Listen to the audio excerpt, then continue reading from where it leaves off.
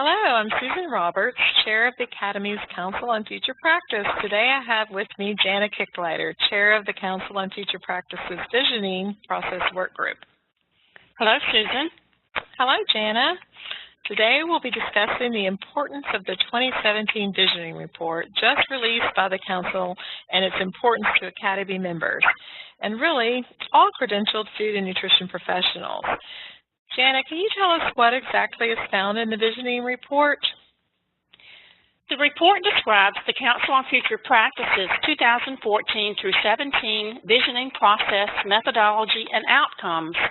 And those outcomes include 10 priority change drivers, their associated trends and implications, along with 12 priority recommendations and 7 statements of support for Academy ongoing initiatives. The report includes data and feedback on the outcomes of the visioning process from Academy members, from Commission on Dietetic Registration credentialed dietetics practitioners, from Academy organizational units, as well as Council on Future Practice, think tank members, and Academy external organization liaisons. The recommendations are specific, actionable items that can be pursued in the next 10 to 15 years to advance the profession of nutrition and dietetics. Jana, that's very impressive, and so each of us as members and credentialed practitioners should pay attention to this document because it can help us with our future. Can you tell us why the report is important to Academy members as well as credentialed practitioners? Well, I think we all recognize that exponential changes are on the horizon with some major advancements in healthcare as well as medicine, technology, and food systems. Challenges in modern healthcare and business environments require our leaders in our profession to have skills in innovation and critical thinking and capable of leading diverse, results-oriented teams. In addition, the scope of nutrition and dietetics practice is expanding with an increased broadening and complexity of practice settings. The Visioning Report 2017 will help to inform Academy members and Academy organizational units for moving the profession forward. I hope that all Academy members will seize the opportunity to review the Visioning Report and to become proactive in the movement to collectively create our preferred future. Our future careers and the future of our profession are at stake. As futurist Joel Barker has stated, vision without action is merely a dream. Action without vision just passes time, but vision with action changes the world. Well, those are certainly inspiring words from Mr. Barker, and the report obviously is a landmark document for our profession. How can members use the information on an individual basis in the report? I think there is something in the Visioning Report that is applicable to all Academy members and CDR credentialed practitioners, regardless of position or area of practice. Members can use the information to better meet their own needs, as well as the needs of their clients and customers, the needs of the profession, and the needs of society. Let me share a few examples. After reflecting on the change drivers, trends, implications, and recommendations in the Visioning Report, you can examine your own career and set goals for career advancement. For example, do you want to become an expert in the area of interprofessional education and practice and assume a new leadership role in that area? You can also assess your current competencies and develop new goals for professional development. For example, are you culturally competent and can you speak a foreign language? You can reflect on your place of employment and consider changes that could increase the value, reach, and influence of the RDN and NDTR, and to better meet the needs of your clients and customers. For example, is your employment setting engaging in health promotion interventions and trying to create a culture of health for your clients, your employees, as well as your visitors as part of your daily practices? You can also, if you're in a leadership position within the Academy, consider the recommendations that might impact your organizational unit's plan of work. For example, your unit might help to establish standards and a bank of high-quality simulations for use with nutrition and dietetics students as well as practitioners. Finally, you can use the reference list to delve deeper into those specific change drivers and trends most relevant and important to you and your future. Jana, those are excellent examples that practitioners can use today to improve the future of dietetics. So as we talk about the future, we all know that the Academy is celebrating its 100-year anniversary in 2017 and looking at its vision for the next 100 years, which is so exciting. How does the visioning report and the work of the Council on Future Practice relate to the Academy's Second Century Initiative?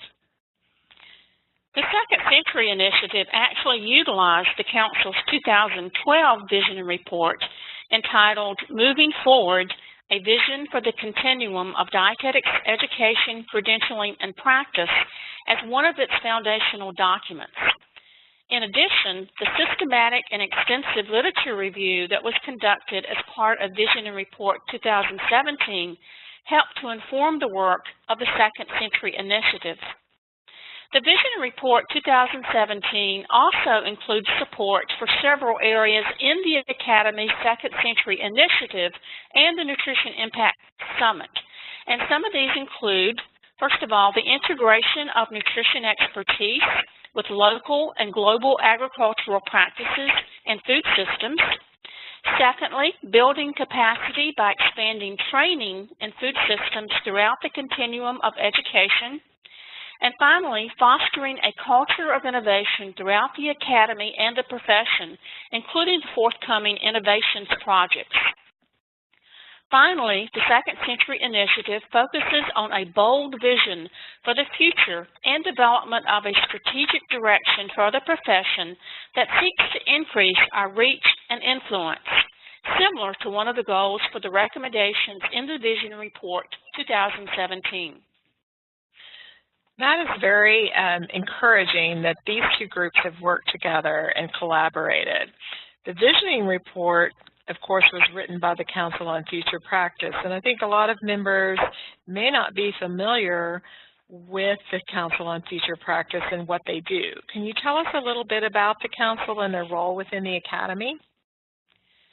The Council was created by the House of Delegates as a permanent and organized body within the Academy that's responsible for a formalized and ongoing visioning process.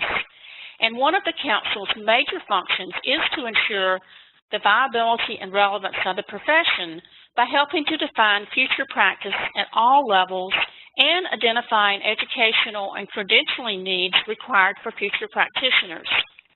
The Council is a 10-member Academy committee that collaborates with and includes representation from ASCEND, CDR, and the nutrition and dietetics educators and preceptors to help define that preferred future for our profession. The committee also includes representatives from the House leadership team, as well as practitioners from various areas of practice and a young practitioner. Well, it sounds like the Council on Future Practice really pulls in groups and representation from all areas of practice, so that is very inspiring as well. The Council certainly has an important and huge job to perform as they go through the visioning process. So can you tell us more about the process used to develop the report?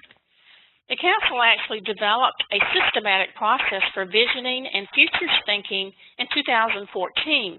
And this was designed to be both evidence-based and transparent.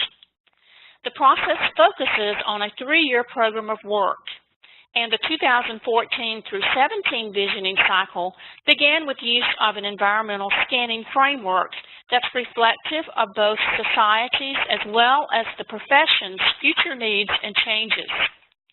Thus, the process is both internally and externally focused. Using that scanning framework, the Council prioritized 5 categories for the 2014 through 17 visioning cycle.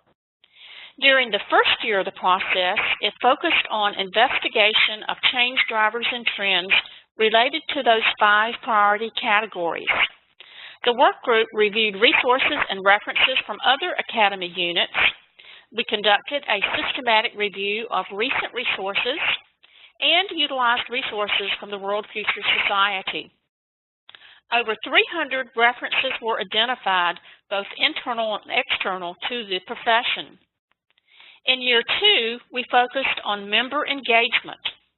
Both quantitative and qualitative data were collected from multiple and various stakeholders, including members of the Council on Future Practices think tank, individuals representing external Academy Alliance organizations, all Academy members and CDR credential practitioners, and all Academy organizational units. 3 electronic surveys were conducted in year 2 to solicit input from these groups on priority categories, the change drivers and trends, as well as the draft recommendations. All 10 of the change drivers and trends were rated as important by our survey responders and were therefore used in drafting 31 potential recommendations for the visioning report. Most of these draft recommendations were also perceived as important by our survey respondents, but the work group continued to review the data to decrease the number of recommendations in order to make their implementation more feasible. With further deliberations, the work group reached consensus on 12 priority recommendations and 7 statements of support for Academy ongoing initiatives for the 2017 Visioning Report.